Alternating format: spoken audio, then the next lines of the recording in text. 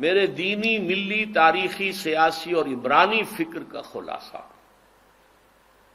میرے 50 سال سے زائد عرصے کے مطالعے اور غور و فکر کا حاصل، جسے میں نے آج کی اس الوداعی نشست جو ہے درس قرآن کے اعتبار سے، تو اس کا تحفہ جسے میں قرار دے رہا ہوں۔ اس میں سب سے پہلے ایک شکوہ ہے۔ بہت سے لوگ محبت کرتے ہیں، محب ہیں، عقیدت مند بھی ہیں، جیسا کہ میں نے کہا کہ ہاتھ بھی چومتے ہیں اور اپنی عقیدت کا اظہار کرتے ہیں، تعریفیں کرتے ہیں۔ میں خطرے میں مبتلا ہو جاتا ہوں کہ کہیں کوئی تکبر پیدا نہ ہو جائے، روکتا بھی ہوں۔ لیکن افسوس، صد افسوس یہ کہ میرے اصل پیغام پر توجہ نہیں دیتے۔ میں آپ سے بھی یہ شکوہ کر رہا ہوں۔ ہر کسے از ظن خود شد یار من، اقبال نے شکوے کیے ہیں۔ تو نابغہ عصر، ہر کسے از ظن خود شد یار من، ہر شخص اپنے خیال میں میرا دوست بن گیا ہے۔ وس درون من نجست اسرار من، میرے اندر سے اس نے میری چھپی ہوئی چیزوں کو نہیں تلاش کیا۔ میں کیا ہوں، کیا کہنا چاہتا ہوں، کیا کرنا چاہتا ہوں، کوئی نہیں۔ شاعری پڑھ لی اور سر جھوم گیا، سر دھن لیا، بس اقبال ڈے بنا لیا۔ اور اس سے بھی زیادہ جو ہے، مرا یاراں غزل خان شمردن، مجھے لوگوں نے ایک غزل خان سمجھ لیا، شاعر سمجھ لیا۔ میں جس طرح سے مجھے بھی بس ایک مدرس سے قرآن سمجھ لیا گیا۔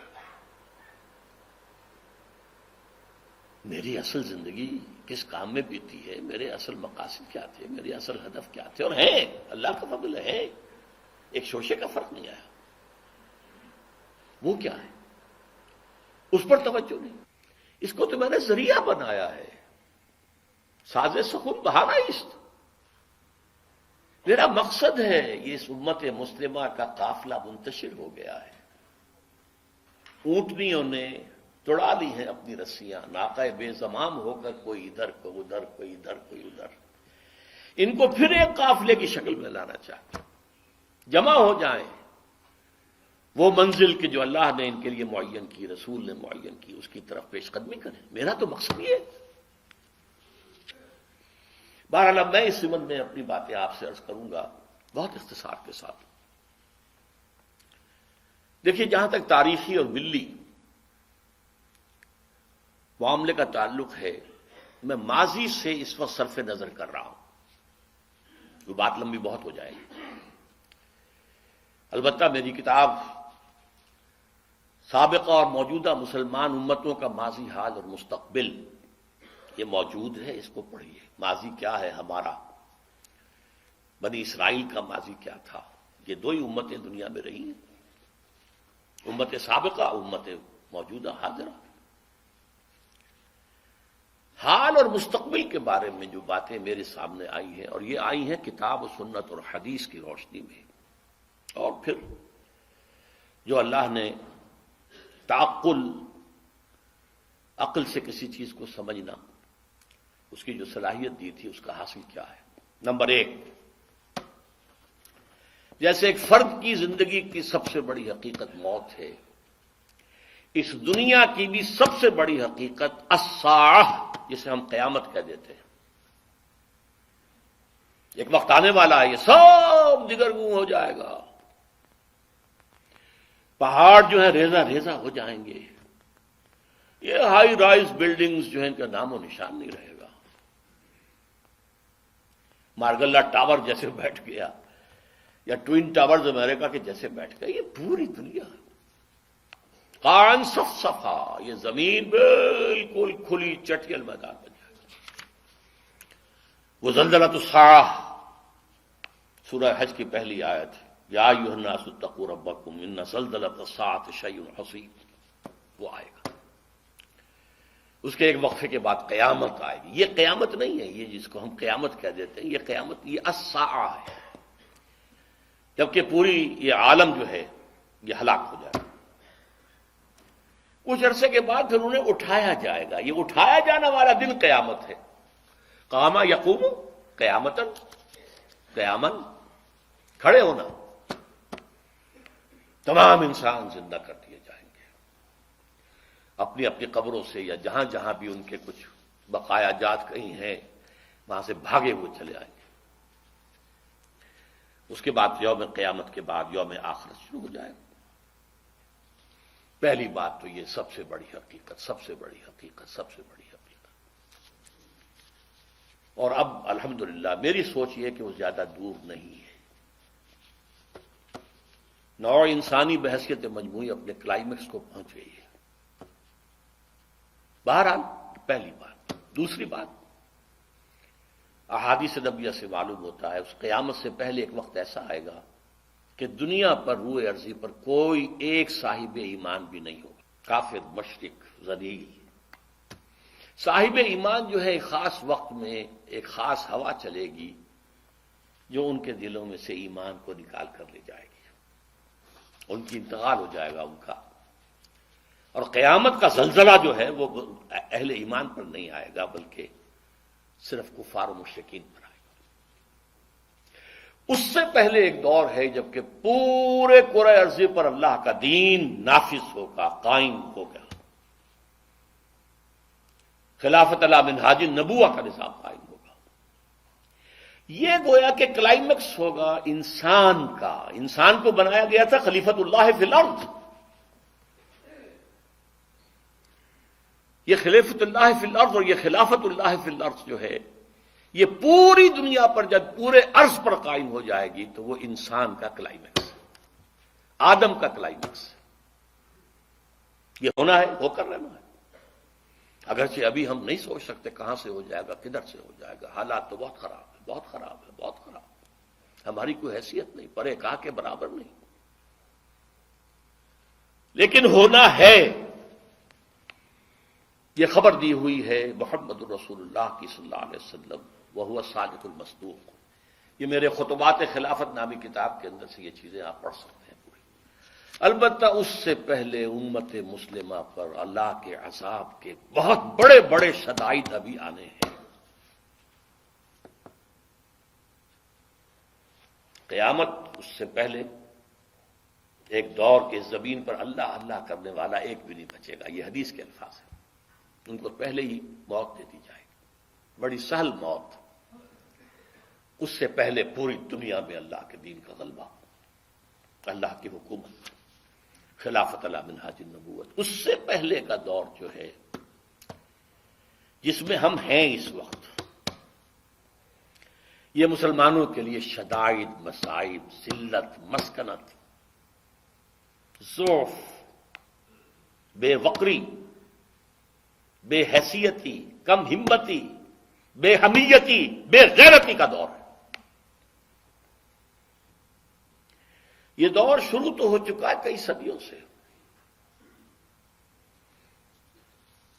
کئی صدیوں پہلے ہماری حکومتیں ایک ایک کر کے تاش کے پتوں کی طرح بکھر گئیں. یورپین کولونیلزم آیا، چھا گیا پورے عالم اسلام. تقریباً 100 برس پہلے وہ کولونیل دخت جو بستر تھا وہ لپٹا ہے، لیکن اس سے بڑا کولونیلزم آ گیا.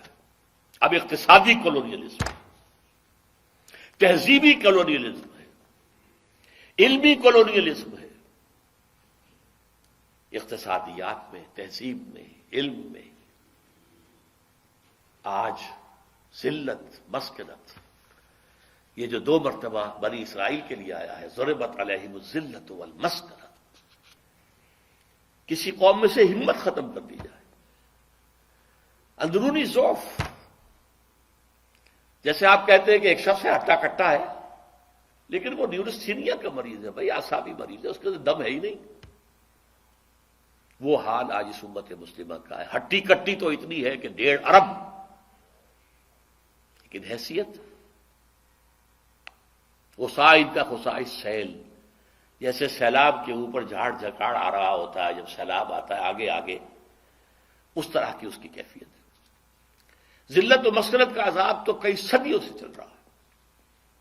اب جو عذاب آ رہا ہے وہ فزیکل عذاب، قتل و غارت افغانستان میں ہماری نگاہوں کے سامنے ہوا ہے، عراق میں ہو رہا ہے، ایران اب ٹارگٹ ہے، شام ٹارگٹ ہے، ایک ٹارگٹ وہ ہے جو ہمارے ہاں زبان پر نہیں آتا ہے، اور وہ پاکستان ہے۔ یہ جو ہے بڑے بڑے عذاب، بڑی بڑی جنگیں، تباہی، ہلاکت، بربادی، یہ ابھی آنے والی ہے۔ اس کے اعتبار سے خاص طور پر دو حصے میں کرتا ہوں امت مسلمہ کے، بلکہ تین حصے۔ پہلا حصہ تو یہ ہے عرب اور غیر عرب۔ عرب جو ہے بہت پریولیجڈ لوگ ہیں، ان میں سے حضور تھے، اس سے بڑی بات اور کیا ہے، صلی اللہ علیہ وسلم۔ سب سے بڑی بات یہ کہ ان کی مادری زبان میں اللہ کا کلام موجود ہے۔ ہمیں تو پاپڑ بیلنے پڑتے ہیں، عربی زبان سیکھیں تو قرآن اپنی آنکھوں سے پڑھیں، ورنہ زیادہ زیادہ ترجمہ پڑھ لیں گے، اور ترجمہ جو ہے انسپائر کر نہیں سکتا انسان۔ اب اگر انہوں نے یہ کیا ہے کہ جیسے ہی کولونیلزم کا بستر ہٹا، عراق سے انگریز گئے، وہاں سے فرانسیسی چلے گئے، وہاں سے اطالوی چلے گئے، وغیرہ وغیرہ، کسی نے اللہ کے دین کا رخ نہیں کیا، رخ کیا ہے تو یا ماسکو کا اور یا واشنگٹن کا۔ ان سے بڑا کرمنل اللہ کی نگاہوں میں کوئی نہیں ہے، جن کے رتبے ہیں سوا، ان کے سوا مشکل ہے۔ ان پر تو جو عذاب آنے والا ہے، جس کی خبریں دی گئی ہیں احادیث کے اندر، میں تذکرہ کرنا نہیں چاہتا اس کا۔ یوں سمجھ لیجئے مبینہ طور پر جو ہولوکاسٹ پچھلی صدی میں سابقہ امت مسلمہ یہود پر آیا تھا، اس سے کئی گنا بڑا ہولوکاسٹ عالم عرب میں آنے والا۔ باقی جو غیر عرب مسلمان ہیں، ان میں خاص حیثیت جو ہے وہ پاکستان اور بنگلہ دیش کے مسلمانوں کی ہے، اور ثانوی درجے میں بھارت کے مسلمانوں کی۔ انہوں نے ایک ملک تقسیم کرایا اور بڑی خونی تقسیم ہوئی، لاکھوں انسان مرے، کروڑوں انسان ادھر سے ادھر ہوئے، کس لیے؟ اسلام کے لیے۔ پاکستان کا مطلب کیا؟ لا الہ ہے۔ یہ اور کہیں نہیں ہوا، یہ جاوا سماٹرا میں نہیں ہوا، یہ کہیں اور نہیں ہوا، یہ ایران میں نہیں ہوا، یہ کہیں نہیں ہوا، یہ صرف اس ملک میں۔ بھارت کے مسلمانوں نے سپورٹ کیا اور آزادی دلوا دی۔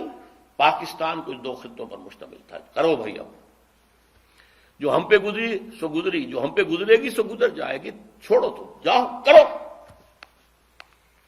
لیکن ہم نے کچھ نہیں کیا، اللہ سے وعدوں کی خلاف ورزی کی، غداری کی، بے وفائی کی۔ اس کی دو سزائیں تو ہم پر آ چکی ہیں۔ ایک عمومی منافقت، اللہ سے وعدہ کر کے پھر جاؤ گے تو نفاق دل میں ڈالے گا اللہ۔ یہ سورہ توبہ کی آیات 75، 76، 77 کا مطالعہ کر لیجیے گا جا کر۔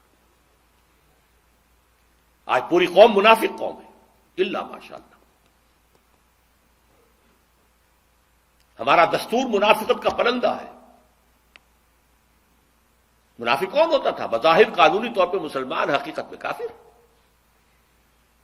ہمارے دستور میں قرارداد مقاصد ہے، فلاں دفعہ ہے، فلاں دفعہ ہے، لیکن حقیقت میں ہم کافر ہیں۔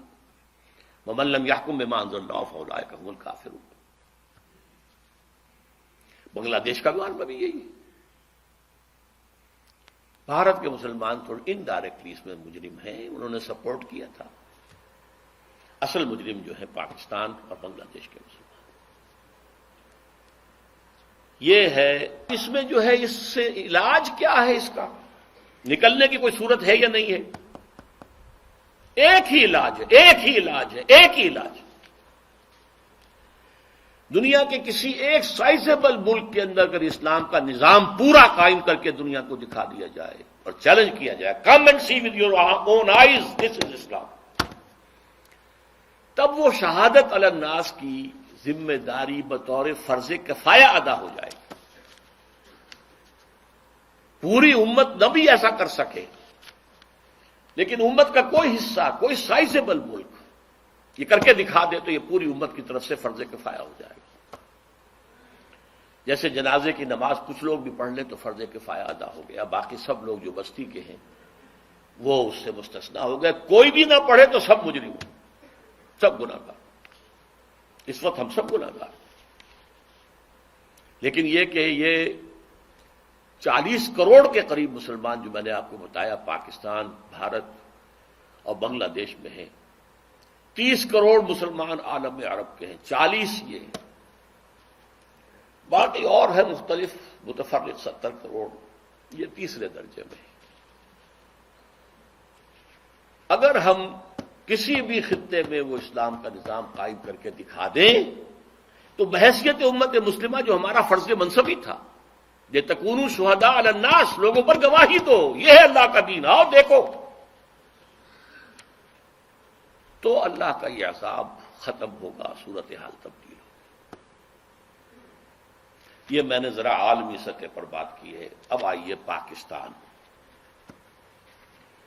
میں آج بھی اس کا قائل ہوں کہ پاکستان اسی کام کے لیے قائم ہوا تھا۔ علامہ اقبال کا فکر، خاص طور پر سن 30 میں جو ان کا خطبہ الہ آباد، اس سے پہلے ان کی شاعری، کیا کہنے ہیں اس کے، جو سور پھونکا تھا۔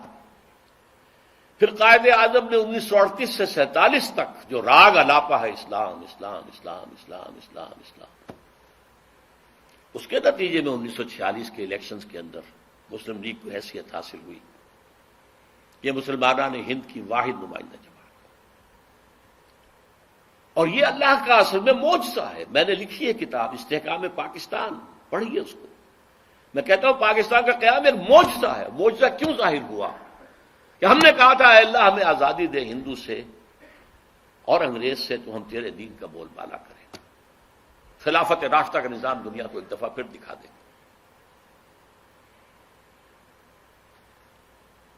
میں نے اسی لیے اپنی اس کتاب میں استحکام پاکستان میں قرآن اس پاکستان کے قیام کو معجزہ کہا، اور قائد اعظم کی شخصیت کے لیے میں نے لفظ استعمال کیا، معجز نما شخصیت۔ لیکن افسوس صد افسوس کہ ہماری پہلی نسل جو ہے وہ اس میں بالکل ناکام ہو گئی، وعدہ خلافی کی۔ ہم نے بھی واشنگٹن کی طرف اپنا قبلہ سیدھا کر دیا، مغربی تہذیب و کلچر کے لیے دروازے کھول دیے، امریکہ کی عالمی پالیسیوں کا ایک اعلی کار بن گئے۔ یہ کل پاکستان کی تاریخ ہے، یہ کوئی آج کی بات نہیں ہے، یہ صرف مشرف کی بات نہیں ہے، پوری پاکستان کی تاریخ ہے۔ بہرحال یہ جو سزا کا معاملہ تھا، یہ منافقت کی شکل میں تو سزا ہمیں مل گئی، اور ایک بہت بڑا وار 1971 میں پاکستان دو لخت، لاکھوں افراد مارے گئے، 93,000 ہمارا قیدی اس ہندو کے قید میں گیا کہ جس پر ہم نے کہیں 1000 برس کہیں 800 برس حکومت کی تھی۔ پاکستان، مشرقی پاکستان، پاکستان نہیں رہا، بنگلہ دیش میں۔ لیکن آج سے کچھ 20 سال پہلے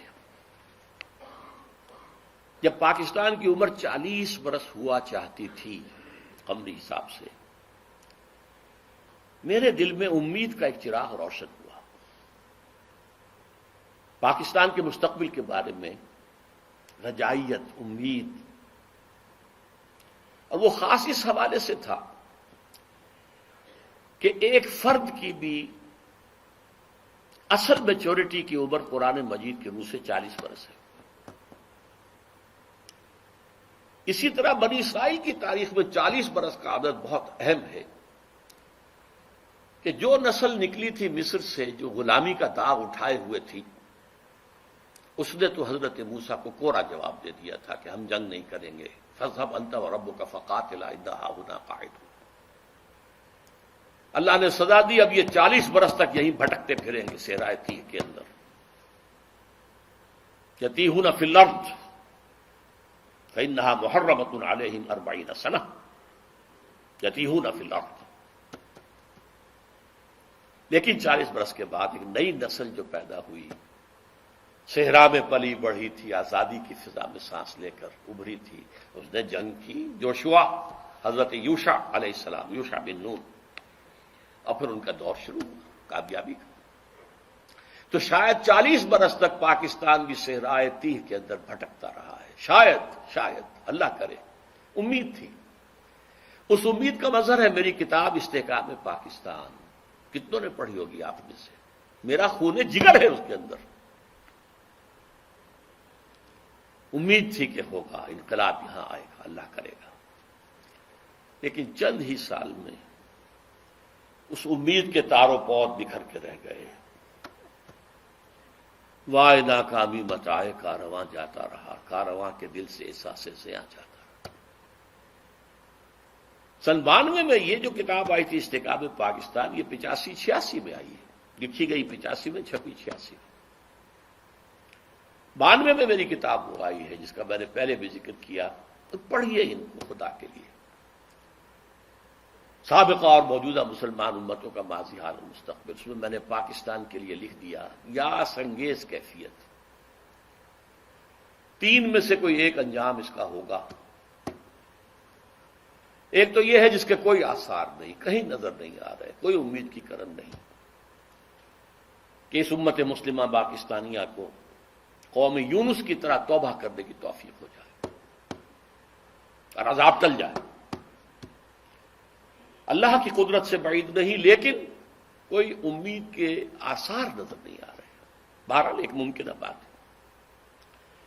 دوسرا یہ کہ کوئی بڑا جھٹکا لگے 1971 والا، اس کو ہم نے مغربی پاکستان میں محسوس نہیں کیا تھا، یہاں محسوس کر کے لوگ جاگ جائیں، یہ بھی بڑی کامیابی ہوگی۔ اگر عثمانیوں پر کوہ غم ٹوٹا تو کیا غم ہے کہ خون 100,000 انجم سے ہوتی ہے سحر پیدا۔ اور تیسرا میں نے لکھا ہے، آج بھی پڑھ لیجئے، سن 92 کی چھپی ہوئی کتاب۔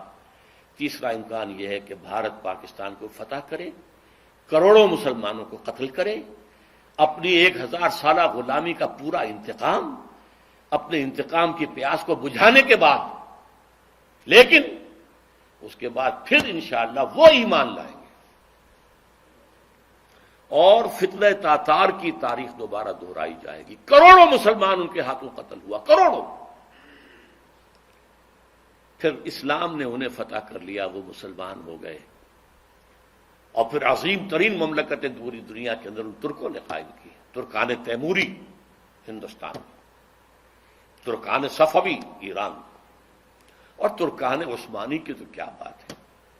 اناطولیہ سے شروع ہو کر ترکی جو ہے اس کا بھی ایشیائی حصہ صرف ان کے پاس تھا، پھر جو ان کا فتوحات ہوئی ہیں، یورپ کا تقریباً آدھا مشرقی یورپ ان کے تحت تھا۔ ہے آیا فتنہ تاتار کے افسانے سے، پاسباں مل گئے کعبے کو صنم خانے سے۔ وہی جو قاتل تھے، سفاک تھے، پورے شہر کے لوگوں کی آبادی کو قتل کر کے اور ان کی گردنیں علیحدہ کر کے، ان گردنوں کو، سروں کو، سریوں کو جمع کر کے ایک پہاڑی کی شکل دے کر اس کے اوپر تخت جما کر ایک تاتاری وحشی سردار شراب پی رہا۔ چشم فلک نے یہ منظر بھی دیکھے ہیں۔ بہرحال یہ 3 جو آپشنز میں نے سن 92 میں کہے تھے، آج بھی میری کتاب میں موجود ہیں، انہیں پڑھ لیجیے۔ اور بدقسمتی ثم بدقسمتی ثم بدقسمتی، آج حالات اس سے بھی زیادہ دور جا چکے ہیں۔ آج سے 2 یا 2.5 سال پہلے میں نے یہ تقریریں کی تھیں 2، آپ نے وہ بھی نہیں پڑھی ہوں گی۔ ایک تو عالمی سطح پر موجودہ عالمی حالات میں اسلام کا مستقبل، اور ایک پاکستان کے وجود کو لاحق خطرات و خدشات۔ حالانکہ اس کے لیے جو تقریر کا میں نے اشتہار دیا تھا اس میں عنوان کچھ اور تھا۔ کیا پاکستان کے خاتمے کی الٹی گنتی شروع ہو چکی ہے؟ ہاں، اس وقت مجھ پر خاصی مایوسی کا غلبہ ہے پاکستان کے مستقبل اور وجود کے بارے میں۔ 3 سال پہلے کی بات جو کہ تو قائم ہے، اس میں کوئی فرق نہیں پڑا۔ مانن پاکستان ختم ہو چکا ہے، ایک انڈیپینڈنٹ ساورن اسٹیٹ کی حیثیت نہیں رہی ہے. آپ اب اس وقت جو ہے امریکہ کے لے پالک ہیں. اللہ اللہ خیر سے شروع سے جو چیز چلی آ رہی تھی وہ اب اپنے کلائمیکس کو پہنچ چکی. بش صاحب کیا کر کے گئے ہیں؟ کشمیر بھول جاؤ، ذکر بھی نہیں، نہ انڈیا میں ذکر کیا نہ یہاں کیا. ابھی تمہیں اور بہت کچھ کرنا ہے. بھارت سے معاہدہ ہوا ہے، تم سے نہیں ہو سکتا، بھارت بہت بڑی ہے.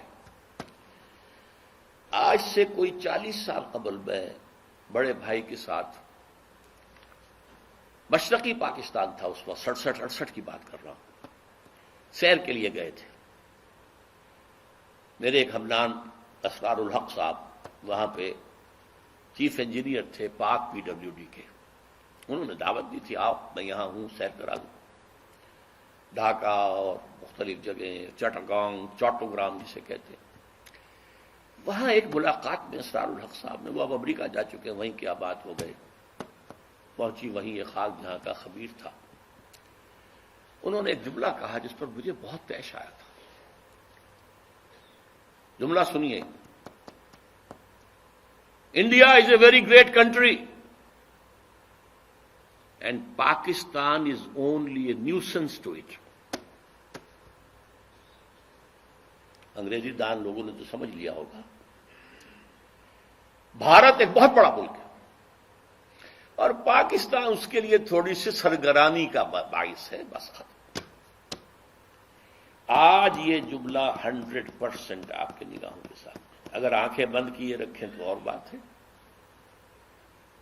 اگر حالات کے رخ کو نہ پہچاننا چاہیں تو لگے رہے اپنے دھندوں میں، کاروبار میں، اللہ اللہ خیر صلی اللہ. ورنہ صورتحال یہ پیش آ چکی ہے. الٹی گنتی شروع ہو چکی ہے. لیکن اس سب کے باوجود ابھی امید کا چراغ میرا گل نہیں ہوا ہے، مدھم پڑ گیا ہے، ٹمٹما رہا ہے. لیکن میرا ایک جو امید کا سہارا ہے وہ 400 برس کی تاریخ ہے بھارت کی، ہندوستان کی، جس کے کوئی منطقی تقاضے نظر آتے ہیں، اور مستقبل کی پیشین گوئیاں ہیں محمد رسول اللہ صلی اللہ علیہ وسلم. تو یا ماضی میں روشنی نظر آتی ہے یا حال میں نہیں، کچھ نہیں. We have been cut to size. اور جو تھوڑا سا شوشہ چھوڑا ہے مشرف صاحب نے کہ میرا جو چین کا دورہ تھا وہ اسی مقصد کے لیے تھا، وہ بیلنس کرنے کے لیے گئے تھے. اول تو چین آپ کو گھاس ڈالے گا نہیں، ابھی طویل عرصے تک اس کا ارادہ کنفرنٹیشن کا ہے ہی نہیں. وہ اپنی اکانومی کو ڈیولپ کرنے میں لگا ہوا ہے. ثانیاً اگر آپ کی کوئی پیش رفت ہو گئی تو آپ کے اوپر زبردست حملہ جو ہے بھارت کا اور افغانستان کی طرف سے، دونوں طرف سے. اب آپ شکنجے میں ہیں. وہ افغانستان جو ہمارا دوست تھا اور ہم اس کے دوست تھے اور امدادی تھے. کرزئی کے بیانات سنیے، یہ کون؟ ہز ماسٹرز وائس ہے، وہ یہ اس کی بات نہیں ہے، یہ بش کی بات ہے. بش نے کچھ باتیں یہاں آ کے کرنی تھی، کچھ باتیں پہلے ہی پہنچا دی تھی تھرو کرزئی. آج سے 2-3 مہینے پہلے ایک انٹرویو چھپا تھا اکرم ذکی صاحب کا، جو ڈپلومیٹ بھی رہے ہیں اور بیوروکریٹ بھی رہے ہیں. یہ قومی ڈائجسٹ میں ان کا انٹرویو چھپا تھا اور انہوں نے یہ کہا تھا، لکھ کے رکھ لو، عنقریب بھارت پاکستان پر بہت بڑا حملہ کرے. اگر ذرا بھی محسوس ہوا کہ چائنا اور پاکستان اور قریب آ رہے ہیں تو یہ کانٹا پھر نکال دینا پڑے گا. یہ تو پھر بہت بڑی بات بن جائے گی ان کے لیے. یہ تو کانٹا ہوگا پھر درمیان میں. بہرحال اس کے باوجود میں آپ سے کہہ رہا ہوں، امید ہے کہ شاید کوئی معجزہ اللہ تعالیٰ کی طرف سے. پاکستان کا قیام بھی معجزہ تھا اور پھر تاتاریوں کا معجزہ کچھ تھا، تو اب بھی معجزہ ہو سکتا ہے. تاتاریوں کی تاریخ جو ہے دہرائی جا سکتی ہے. اور پھر لیکن اسی خطے سے اسلام کا احیاء ہوگا. چاہے ہمارے کروڑوں مر جائیں اور اس کے بعد ہندو مسلمان ہو. اور یہ پیشین گوئی شاہ ولی اللہ دہلوی کی ہے کہ ایک وقت آئے گا کہ ہندوستان کی اونچی ذات کے لوگوں کی اکثریت اسلام قبول کر لے گی. دیکھیے ہمارے ذہن میں خیال بھی آتا ہے تو نچلی ذات کا، شیڈولڈ کاسٹ کا، شودروں کا نہیں، اونچی ذات کے ہندوؤں کی اکثریت جو ہے اسلام قبول کر لے. اب آئیے آخری کلائمیکس. یہ تو حالات ہیں، تاریخ کا رخ ہے، جا رہا ہے. پاکستان کدھر جا رہا میں روک نہیں سکتا، آپ روک نہیں سکتے. ہماری جو بھی غلطیاں ہیں، کوتاہیاں ہیں، وعدہ خلافیاں ہیں، ان کی کیا سزا ہمیں ملتی ہے، ہم اس کے مستحق ہیں، ہم کو شکوہ نہیں کر سکتے. اصل مسئلہ فرد کا ہے. جہاں سے میں نے بات شروع کی تھی، زندگی کی سب سے بڑی حقیقت موت اور دوسری سب سے بڑی حقیقت آخرت. ایک فرد جو ہے وہ اپنی عاقبت کیسے درست کرے؟ تاریخ کے دھارے کا رخ موڑنا تو میرے لیے یا آپ کے لیے ممکن نہیں ہے. ہاں اللہ جب چاہے وہ گھاس کے تنکوں سے بھی کروا سکتا ہے کام. ابابیل کی چوچوں کے اندر چھوٹے چھوٹے کنکروں سے ہاتھیوں کو اور پورے ابرہہ کے لشکر کو ہلاک کر سکتا، اس کی ہے قدرت ہے. لیکن انفرادی نجات، میں ہوں، میری قبر ہے، میرے سامنے ہے، اس کے لیے کیا کرنا ہے؟ اللہ کی رضا اور آخرت کی نجات کے حصول کے لیے دو شرطیں ہیں، ایمان اور عمل صالح. ایمان بھی قانونی ایمان نہیں جس کی بنا پر آپ مسلمان کہلاتے ہیں. قانونی طور پر تو سب مسلمان ہیں. جو زانی ہے، شرابی ہے، بدماش ہے، چور ہے، اچکا ہے، ڈاکو ہے، سود کھاتا ہے، کچھ بھی کرتا ہے، مسلمان تو ہے. حقیقی ایمان، دل والا ایمان، نور قلب بن جائے، وہ ایمان درکار ہے، اس کے بغیر نجات نہیں ہے. اور اس کا ذریعہ قرآن حکیم ہے. پڑھو، پڑھاؤ، سیکھو، سکھاؤ، پھیلاؤ. جو میں نے عرض کیا، ویسے تو زندگی کے 40 سال تو میں نے اتوار کے درس کے بارے میں کہے تھے. میں تو یہ کام کر رہا ہوں 19 برس کی عمر سے، میڈیکل کالج کے طالب علم کی حیثیت سے درس قرآن. یہ ایمان حقیقی قرآن سے ملے گا. یہ ہماری تحریک کا، میرے کام کا، میری جد و جہد کا، زندگی کی جو بھی میری سعی اور مساعی ہے اس کا ایک حصہ ہے قرآن. انجمن خدام القرآن، حلقہ مطالعہ قرآن، قرآن اکیڈمیز، قرآن کالج، قرآنی تربیت گاہیں، قرآن کانفرنسیں، یہ نام اللہ کے فضل و کرم سے ہم نے تازہ کیا. ایک وقت تھا کہ اس پورے شہر لاہور میں میرے سوا کوئی اور کام یہ کر ہی نہیں رہا تھا. اب اللہ کا شکر ہے بہت سے ادارے ہیں، ترجمہ قرآن کے ادارے بنے ہوئے ہیں، اور 4 6 مہینے کے کورسز کا اعلان ہوتا رہتا ہے. الہدا خواتین کے اندر ایک بہت بڑا ادارہ ہے. اگرچہ ان چیزوں کے اندر وہ انقلابی رنگ نہیں ہے، بہرحال ہے، کچھ نہ کچھ تو پیدا ہوگا اس سے. عمل صالح کا جو تصور ہمارا ہے اس کے لیے لفظ ہے فرض. ویسے تو اس سے آگے ہے، نوافل ہیں، مستحبات ہیں، فرض اس پر نجات کا دار و مدار. البتہ یہ فرض کیا ہے یہ سمجھ لیجئے. سب سے بڑی بدقسمتی یہ ہے کہ ان کا تصور ہمارا محدود ہو گیا.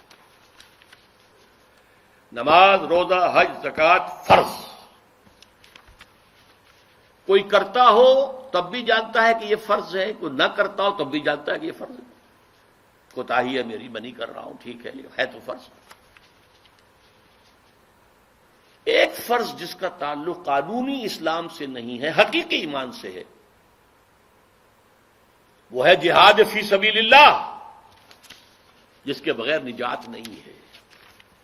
اس لیے کہ ایمان کا لازمی تقاضا وہ ہے جہاد فی سبیل اللہ. یہ نہیں کریں گے تو نجات نہیں ہے. ایمان کا تقاضا وہ ہے، حقیقی ایمان کا تقاضا وہ ہے. اسلام کے ارکان یہی ہے، کلمہ شہادت، نماز، روزہ، حج اور زکوٰۃ، یہ اسلام کے ارکان ہیں. ایمان کا رکن اعظم، رکن رکین جہاد فی سبیل اللہ۔ اس کے 3 لیول ہیں۔ پہلا جہاد نفس کے خلاف، معاشرے کے خلاف، شیطان کے خلاف، تاکہ آپ واقعی اللہ کے بندے بن جائیں، اس کی اطاعت اور عبادت کا حق ادا کریں۔ یہ پہلا کام۔ مکمل اطاعت آپ نہیں کر سکتے جب تک کہ باطل نظام آپ کے سر پر ہے۔ سود کو آپ ختم نہیں کر سکتے، فضا کے اندر موجود ہے جو میری سانس کے ساتھ میرے اندر جا رہا ہے۔ چور کا آپ ہاتھ نہیں کاٹ سکتے جب تک کہ وہ نظام قائم نہ ہو۔ لہذا ہماری بندگی جو ہے، نہ بندگی میری بندگی ہے، ہماری بندگی جزوی ہے۔ لیکن جس حد تک بھی اللہ کے احکام پر آپ عمل پیرا ہو سکیں اور نہ کریں تو آپ مجرم۔ جس حکم پر عمل پیرا ہو سکتے ہیں عمل پیرا ہو جائے، اور جو کمی رہ جائے گی اس کا ایک کفارہ ہے جو میں بعد میں بیان کرتا ہوں۔ پہلا فرض یہ ہے، اسی میں نماز آ گئی، روزے آ گیا، حج آ گئی، زکوٰۃ آ گئی، حرام خوری سے بچنا آ گیا، حلال پر اکتفا کرنا آ گیا، ساری چیزیں آ جائیں گی۔ دوسرا فرض ہے دعوت و تبلیغ۔ اب اسی کی دعوت دو، اسی کی طرف بلاؤ، اپنی اپنی ذہنی سطح کے مطابق۔ جو انٹلیکچوئل ہے وہ انٹلیکچوئلس کو دعوت دے، جو عام پڑھا لکھا آدمی ہے وہ عام پڑھے لکھے آدمیوں کو دعوت دے، جو جاہل ہے وہ بھی دعوت دے،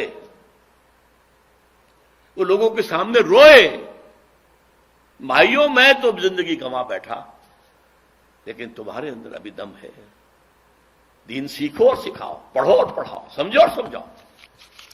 خیرکم من تعلم القرآن وعلمہ۔ اگر یہ آپ نہیں کرتے تو آپ کا ایمان موجود نہیں ہے۔ اس پر میرے دروس، اس پر پورا منتخب نصاب قرآن مجید کا، جس کے 12 درس دیے، اپنے پاس سے نہیں کہہ رہا، قرآن سے کہا ہے میں نے، قرآن سے ثابت کیا ہے، ایک ایک لفظ قرآن سے ثابت کیا ہے، قرآن ہی سے بیان کیا ہے۔ نمبر 3، اس دین کو قائم کرنے کی جد و جہد کرو۔ یہ سب سے کٹھن، سب سے اونچی منزل ہے، اور یہی کفارہ ہوگا جو تمہاری اپنی عبادت اور اطاعت کے اندر کمی ہے۔ قائم کرنے کی جد و جہد کرو گے، جان کھپاؤ گے، مال کھپاؤ گے، یہ کفارہ ہو جائے گا اس کمی کا۔ جیسے آپ نے کوئی قسم کھائی تھی، توڑ دی تو کفارہ ہے نا۔ کسی نے رمضان کا روزہ توڑ دیا تھا تو کفارہ ہے، 60 روزے متواتر رکھو، کفارے ہیں۔ تو یہ جو میرے اندر سوٹ جا رہا ہے، اور یہ جو میں ایسے نظام میں رہ رہا ہوں، سانس لے رہا ہوں، جہاں اسلام غالب نہیں ہے، کفر ہے، شرک ہے۔ وَمَن لَّمْ يَحْكُم بِمَا أَنزَلَ اللَّهُ فَأُولَٰئِكَ هُمُ الْكَافِرُونَ وَمَن لَّمْ يَحْكُم بِمَا أَنزَلَ اللَّهُ فَأُولَٰئِكَ هُمُ الْفَاسِقُونَ أُولَٰئِكَ هُمُ الظَّالِمُونَ۔ اس اقامت دین کی جد و جہد فرض ہے، فرض ہے، فرض ہے۔ کاش کہ میری یہ بات آپ کے دلوں کے نیچے اتر جائے، ورنہ بات وہی ہوگی کہ ہر کسے ظن شد، ظن خود شد یار من، وز درون من نجست اسرار من۔ یہ جد و جہد کبھی سوچئے تو صحیح تھا۔ مجھے باولے کتے نے کاٹا تھا، میں نے اپنی میڈیکل پریکٹس چھوڑی تھی، بھائی میں مولوی نہیں تھا کہ درس قرآن میرا کام ہو۔ یہ ایک تحریک تھی، اس کے مقاصد تھے، اس کا ذریعہ یہ تھا، قرآن کے ذریعے ایمان پیدا کرو تاکہ ایمان کے ذریعے سے جہاد پیدا ہو۔ اس کے لیے زندگی کھپائی ہے۔ اب اس کی جو شرائط ہے اقامت دین کی جد و جہد کے، اس میں سے پہلی شرط جماعت۔ یہ کام اکیلے نہیں ہو سکتا۔ خود اپنی اصلاح اکیلے ہو سکتی ہے، اگرچہ کوئی آپ کو ماحول اچھا مل جائے تو آسانی ہو جائے گی، لیکن اکیلے بھی ہو سکتی ہے۔ دعوت، تبلیغ، تعلیم، یہ انفرادی طور پر بھی ہو سکتی ہے۔ حضرت نوح انفرادی طور پر 900 برس تک دعوت دیتے رہے لوگ۔ اور اس کے لیے ادارے بھی قائم ہو سکتے ہیں، انجمنیں قائم ہو سکتی ہیں، فاؤنڈیشنز قائم ہو سکتے ہیں، پبلشنگ ہاؤسز قائم ہو سکتے ہیں، سم و بسر کے نظام قائم ہو سکتے ہیں، ٹھیک ہے، ادارے، انسٹیٹیوشنز، انجمنیں، ایسوسیشنز۔ لیکن اس تیسرے لیول پر آ کر جماعت، لا اسلام الا بالجماعہ، مردوں اور عورتوں دونوں کے لیے، اس کی بنیاد بیعت، عورتوں کی بیعت قرآن مجید میں موجود ہے، مردوں کی بیعت کا ذکر ہے لیکن حدیث کے اندر اس کے الفاظ ہیں۔ جماعت، لا اسلام الا بالجماعہ، انی آمرکم بخمس بالجماعت والسمع والطاعت والہجرت والجہاد فی سبیل اللہ۔ یوں سمجھ لیجئے جس نے یہ سمجھ لیا کہ اقامت دین کی جد و جہد فرض ہے، اسے جاننا چاہیے کہ اس کے لیے التزام جماعت فرض ہے۔ میری سوچ یہ ہے، خدا کے لیے سمجھ لیجئے، علمی نکات اپنی جگہ ہے، قرآن مجید کی حکمتوں کی باریکیاں اپنی جگہ ہیں، ان کا تو کوئی احاطہ کر ہی نہیں سکتا۔ اس کا ایسنس کیا ہے، اس کا تھرسٹ کیا ہے، وہ چاہتا کیا ہے، وہ کس چیز کو ایمفیسائز کرتا ہے، کس چیز کو مرکز بناتا ہے، اس کو سمجھیے۔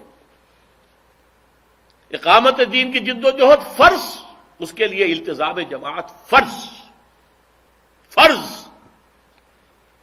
اور دیکھیے فرض کے بارے میں جان لیجئے، ایک فرض کا تارک تمام فرائض کا تارک ہے۔ اگر ایک شخص کہتا نماز تو میں پڑھوں گا، 5 وقتہ پڑھوں گا، روزہ نہیں رکھوں گا، بھائی ختم، نماز بھی گئی، روزہ بھی فرض ہے، رمضان کا روزہ فرض ہے۔ صاحب استطاعت اگر حج نہیں کر رہا ہے تو اس کو بھی کفر سے تعبیر کیا گیا، فرض ہے، ادا کرو۔ زکوٰۃ نہیں دیتا تو کیا اس کے خلاف جہاد کیا گیا، انہیں مرتد مانا گیا۔ تو ایک فرض کی جو ہے انکار یا اس کا ترک، وہ پورے دین کا ترک ہے۔ It's an organic whole. اقامت دین کی جد و جہد کی فرضیت، پھر اس کے لیے التزام جماعت کی فرضیت۔ البتہ یہاں ایک سوال پیدا ہوگا، جماعت آپ کو تلاش کرنی پڑے گی، خود جماعت بنانا آسان نہیں ہے، دانتوں پسینہ آتا ہے جماعت بنانے میں، لیکن چلتا ہوا قافلہ مل جائے تو کیا کہنے، اللہ کا فضل، اللہ کا کرم، ایک جماعت ہے۔ لیکن اب آپ کے لیے کیا ہے، کئی جماعتیں، کیا کریں؟ میں اس کا ایک جواب دیا کرتا ہوں، بھائی آپ کے پاؤں کو جوتے کی ضرورت ہے نا، آپ یہ کہہ کر گھر میں نہیں بیٹھ رہتے کہ پتہ نہیں جوتا صحیح کہاں ملتا ہے۔ کسی زمانے میں تو وہ گتے کا ہی سول لگا دیتے تھے اندر، کہاں سے ٹھیک ملتا ہے ہمیں کیا پتا، تو کیا آپ جوتا نہیں خریدیں گے؟ آپ جائیں گے، بازار دیکھیں گے، منڈی دیکھیں گے، دکانیں دیکھیں گے، قیمتیں کمپیئر کریں گے، ذرا موڑ توڑ کے دیکھیں گے، خریدیں گے، اس نیسیسٹی۔ جماعتوں کو آپ سٹڈی کریں، یہ بھی آپ کا جہاد ہے، جماعت کی تلاش۔ البتہ میں یہ بتا سکتا ہوں کہ 4 اوصاف دیکھیے اس جماعت کے اندر۔ نمبر 1، اس کا ڈکلیئرڈ گول اقامت دین، نظام کو بدلنا، اسلام کے پورے نظام کو قائم کرنا، یہ ڈکلیئرڈ گول ہونا چاہیے، اعلانیہ مقصد اور ہدف۔ نمبر 2، اس کا ڈسپلن ہونا چاہیے،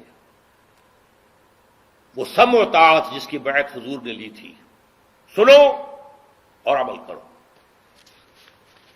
حضور کے لیے وہ ایبسولوٹلی تھی، جو حکم دے ماننا ہے، غلطی کا امکان ہی نہیں، نبی ہے، معصوم ہے۔ اب یہ ہوگا کہ سنو، اور اگر شریعت کے خلاف نہ ہو تو مانو، بس سمع و طاعت فی المعروف، لیکن ہوگی سمع و طاعت، listen and obey.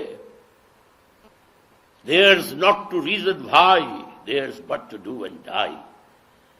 فوج کا ڈسپلن کیا ہوتا ہے؟ سپاہی پوچھے افسر سے، جناب آپ یہ حکم مجھے کیوں دے رہے ہیں؟ کیا ہوگا؟ وہ فوج ہوگی، جو حکم دیا کرو، ڈو اینڈ ڈائی۔ یہ جماعت اس نظم کے ساتھ، اور اس نظم کے لیے بنیاد بیعت، دنیاوی تنظیمیں، ایسوسیشنز، پولیٹیکل آرگنائزیشنز اور چار آنے کی ممبری والی تنظیمیں، سیاسی تنظیمیں کچھ اور ہوتی ہیں، فلاحی تنظیمیں کچھ اور ہوتی ہیں، محض تبلیغی تنظیم کچھ اور ہوتی ہے۔ نہیں، یہ حزب اللہ کی بنیاد بیعت سمع و طاعت فی المعروف۔ تو میں بیان کر رہا تھا، نمبر 1 ڈکلیئرڈ گول اقامت دین، دین کے پورے نظام کو قائم کرنا۔ نمبر 2 ڈسپلن، سمع و طاعت۔ نمبر 3 ان سے پوچھئے کہ آپ کی میتھوڈالوجی کیا ہے، کس طریقے سے آپ دین قائم کرنا چاہتے ہیں، الیکشن کے ذریعے، ایجیٹیشن کے ذریعے، گوریلا وارفیئر کے ذریعے، فوج میں بغاوت کرانے کے ذریعے، کون سا راستہ آپ کا؟ اگر آپ کا راستہ حضور کی سیرت سے ماخوذ نہیں ہے تو منزل تک پہنچنے کا کوئی امکان ہے ہی نہیں، یو ول بی لاسٹ۔ یہ کام تمام انبیاء اور رسول کی تاریخ میں صرف حضور کے دست مبارک سے ہوا ہے، صرف۔ اب بھی ہونا ہے، جس کی خبر میں آپ کو دے چکا ہوں، پوری دنیا پر ہونا ہے، کہیں سے شروع ہوگا پھر پوری دنیا تک پھیلے گا۔ یہ دی ہوئی خبریں ہیں محمد رسول اللہ کی، وہ صادق المصدوق، وہ سچے ہیں، ان کی سچائی پر اللہ گواہ ہے، پوری کائنات گواہ ہے، نوع انسانی گواہ ہے۔ تو ہونا ہے، لیکن ہوگا اسی طریقے سے۔ لا يصلح آخر هذه الامه الا بما صلح به اولها، اس امت کا آغاز حضور اور خلافت راشدہ، اس کا اختتام پھر آئے گا جبکہ پوری دنیا پر اللہ کا دین اور خلافت کا نظام آئے گا۔ یہ اول ہے، وہ آخر ہے، درمیان میں جو کچھ ہے وہ میں نے چھوڑ دیا تھا آج کی گفتگو سے۔ لیکن جس طریقے سے، جس عمل سے، جس طریقہ کار سے وہ پہلے منزل سر ہوئی تھی، اسی سے ہوگی۔ مانگے تانگے کے مستعار، ادھر سے مانگ لیا، ادھر سے سیکھ لیا، ادھر سے لے لیا، ادھر سے لے لیا، اس سے یہ کام نہیں ہوگا، چاہے خلوص کی انتہا ہو۔ خلوص اپنی جگہ ہے، خلوص کا اجر آخرت میں ملے گا، لیکن اگر طریق محمدی اور طریقہ کار اور منہج محمدی اگر اختیار نہیں کیا ہے تو کامیاب نہیں ہوں گے آپ۔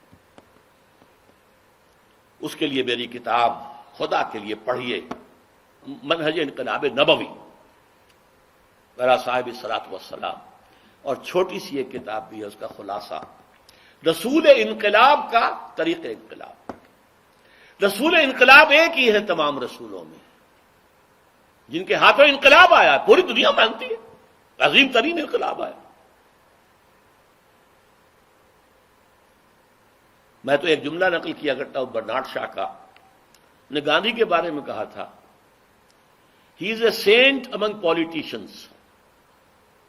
سیاست دانوں میں تو وہ لگتا ہے کوئی مہاتما ہے، کوئی روحانی آدمی ہے، سینٹ ہے، سادھو ہے۔ He is a saint among politicians and a politician among saints, ان کے اندر وہ پولیٹیشین ہے۔ تو میرا یہ جملہ ہے، میں اس ڈر سے کے ساتھ معذرت کرتے ہوئے، اللہ سے معافی چاہتے ہوئے کہہ رہا ہوں، حضور کی شان شایاں یہ بات نہیں بنتی ہے، لیکن یہ سمجھانے کے لیے کہہ رہا ہوں۔ He was a revolutionary amongst the prophets and a prophet among the revolutionaries۔ تاریخ انسانی میں جتنے انقلاب آئے ہیں، اس سے سب سے بڑا انقلاب محمد نے برپا کیا، اور تاریخ انسانی میں جتنے نبی اور رسول آئے ان میں سب سے بڑے نبی اور رسول محمد صلی اللہ علیہ وسلم۔ تو منہج انقلاب نبوی۔ چوتھی چیز، جو بھی جماعت ہے جس کے بارے میں آپ سوچ رہے ہیں، اس کی قیادت کے قریب جا کر دیکھیے، دیکھیے نہیں سونگیے۔ یہ سونگنا بھی میں کہہ رہا ہوں، اس کے علاوہ ایک اور ہے جس کو آپ ESP کہتے ہیں، ایکسٹرا سینسری پرسیپشن۔ قریب جا کر آپ کو محسوس ہو جائے گا کہ آیا ان قائدین کے اندر خلوص اور اخلاص ہے یا یہ دکانداری ہے۔ لیکن اس میں میں نے کہا قائدین کے پاس، اس لیے کہ پیچھے چلنے والوں میں ہر طرح کے لوگ ہوتے ہیں۔ جب حضور کے پیچھے چلنے والوں میں بظاہر منافقین بھی تھے، مسلمان تو شمار ہوتے تھے، مسجد نبی میں نمازیں تو پڑھتے تھے، ان کا سردار پہلی صف میں ہوتا تھا اور کھڑے ہو کر تلقین کرتا تھا حضور کے خطبے سے پہلے کہ لوگوں غور سے سنو، یہ اللہ کے رسول ہیں، جبکہ وہ نہیں مانتا تھا اللہ کا رسول، جھوٹ تھا۔ اذا جاءك المنافقون قالوا نشهد انك لرسول الله والله يعلم انك لرسوله والله يشهد ان المنافقين لكاذبون۔ تو چوتھی چیز یہ ہے کہ سونگھیے۔ یہ چار چیزیں اگر کسی جماعت میں 33% پاس مارکس کی حد تک بھی نظر آ جائیں چاروں، اس جماعت میں شامل ہونا فرض ہے۔ میں فرض کے لفظ کی تکرار کر رہا ہوں، خدا کے لیے with all emphasis at my command جو میں بات کہہ رہا ہوں، یہ میرا الوداعی خطاب ہے، میرا تحفہ ہے جو میں دے رہا ہوں۔ مختصر الفاظ میں وہ باتیں کہہ رہا ہوں جو میری بڑی بڑی کتابوں میں لکھی ہوئی، جو 2-2 ڈھائی گھنٹے کی تقریروں میں ایک موضوع پر بات ہوئی ہے، میں نے آج سب کو ان کو جمع کیا۔ بہرحال اگر تو جماعت مل جائے تو اسے اپنے لیے نعمت سمجھیے، اللہ کا فضل سمجھیے، اللہ کا کرم سمجھیے۔ یہ الفاظ میں نے 1954 کے آخر میں جماعت اسلامی کی رکنیت کی درخواست دیتے ہوئے لکھی تھی کہ میں جماعت اسلامی کے وجود کو اپنے لیے ایک بہت بڑی نعمت سمجھتا ہوں کہ قافلہ چل رہا ہے جس میں میں شامل ہو کر اپنے دینی فرائض بشمول اقامت دین کی جد و جہد کے اس کی ادائیگی کر سکتا ہوں۔ نہ ہوتی تو خود کو جماعت بنانا آسان کام نہیں تھا۔ لیکن میں آخری بات کہہ دوں، فرض کیجئے کہ آپ ان چار چیزوں کے حوالے سے ساری جماعتوں کو ریجیکٹ کر دیں۔ جماعت اسلامی میں یہ خرابی، تنظیم اسلامی میں یہ خرابی، جے یو آئی میں یہ خرابی، جے یو پی میں یہ خرابی، تبلیغی جماعت میں یہ خرابی، فلاں میں یہ شارٹ کروں، فلاں میں یہ تقصیر، تو اب آپ پر لازم ہے کہ آپ کھڑے ہوں، جماعت بنائیں۔ فرض کیجئے آپ کی طرف ایک آدمی آتا، کوئی بات نہیں، ایک اکیلا 2 جماعت، ایک امام ایک مقتدی، جماعت کا آپ کو ثواب مل جائے گا۔ نبی بھی ایسے گزرے، ان کے ساتھ کوئی نہیں آیا، کوئی پرواہ نہیں۔ کیا جو کہ اللہ تعالیٰ آپ کی طرف لوگوں کا رجوع کر دے، لوگ آ جائیں۔ لیکن جماعت کے باہر اسلام نہیں، لا اسلام الا بالجماعۃ۔ اور بیعت کے لیے آیا، من مات ولیس فی عنقہ بیعۃ فقد مات میتۃ جاہلیہ۔ جو مسلمان مرا اس حال میں کہ اس کی گردن میں بیعت کا قلادہ نہیں تھا، وہ جاہلیت کی موت مرا، اسلام کی موت نہیں مرا۔ اس اعتبار سے پھر آدمی خود کھڑا ہو۔ بہرحال یہ چیزیں ہیں ان کے لیے دمادم زن، دمادم زن، دمادم زن، با نشہ درویشی درساز و دمادم زن۔ اب یہ کہ اگر آپ کی کوششوں کو کچھ کامیابی نظر آ رہی ہو، اللہ کا فضل سمجھیے، یہ آپ کی طاقت اور صلاحیت کا نتیجہ نہیں ہے، کہ اللہ کی توفیق ہے۔ نہیں آئے کوئی پرواہ نہیں، قطعاً کوئی پرواہ نہیں، قطعاً کوئی پرواہ نہیں۔ اگر آپ لگے رہے تو دنیا میں کوئی تبدیلی آئے نہ آئے، آپ کی عاقبت سنور جائے گی، آپ اللہ کے ہاں جا کے سرخرو ہو جائے گے، بشرطے کہ اپنا سب کچھ لا کر ڈال دیا ہو میدان میں، محض انگلی کٹا کر جو ہے شہید نہ بن جائے، محض کسی جماعت کا فارم پر کر کے نہ سمجھے کہ بس پہنچ گئے، وہ تو انٹری ہے۔ اب اس کے بعد آپ نے اس میں کتنی محنت ڈالی ہے، کتنا وقت صرف کیا ہے، کتنا اپنا خون جلایا ہے، کتنی اپنی نیندیں حرام کی ہیں، کتنا اپنا پیسہ لگایا، یہ تو اللہ جانتا ہے، کتنی اپنی اولاد کو اس کام کے لیے تیار کیا ہے۔ اس کے اعتبار سے مدارج ہوں گے، مراتب ہوں گے، اونچے سے اونچے مراتب، اونچے سے اونچے۔ بہرحال یہ ہے ہماری کامیابی۔ اولئک ھم المفلحون، اولئک ھم الراشدون۔ ابھی ہم نے پڑھا تھا فمن زحزح عن النار وادخل الجنہ فقد فاز اولئک ھم الفائزون۔ اس کا کوئی تعلق اس سے نہیں ہے دنیا میں قائم ہو یا نہ ہو۔ اگر کجرو ہے انجم، آسمان تیرا ہے یا میرا، یہ سارا معاملہ اللہ کا ہے، اس کی حکمت ہے۔ ابراہیم کے ہاتھوں نہیں ہوا، خلیل اللہ ہے، امام الناس ہیں، ابو الانبیاء ہیں، انقلاب تو نہیں آیا۔ موسیٰ کے ہاتھوں نہیں ہوا، جن کے ذکر پر 1/13 قرآن، 550 آیتیں قرآن کی حضرت موسیٰ کے ذکر پر ہیں، چلے گئے دنیا سے خالی ہاتھ۔ خالی ہاتھ اس معنی میں، حالانکہ اگر اس وقت ان کی قوم جو ہے انکار نہ کرتی، جنگ کرتے، تو اسی وقت اسلامی ریاست قائم ہو جاتی، لیکن انکار کیا تو 40 برس کے لیے ارض مقدس حرام یتیہون فی الارض۔ بہرحال یہ کام ہوا ہے۔ سید المرسلین، آخر الانبیاء، خاتم النبیین، محمد رسول اللہ صلی اللہ علیہ وسلم، ہمارے لیے بھی نجات کا یہ راستہ کھلا ہوا ہے، اس میں کوئی رکاوٹ نہیں۔ محنت چاہیے، ڈٹرمنیشن چاہیے، عزم مصمم چاہیے، باقی زاد راہ اللہ فراہم کرے گا۔ اور آخرت کی کامیابی فہو المطلوب الاصلی، اصل میں ہمارا مقصود و مطلوب وہی ہے۔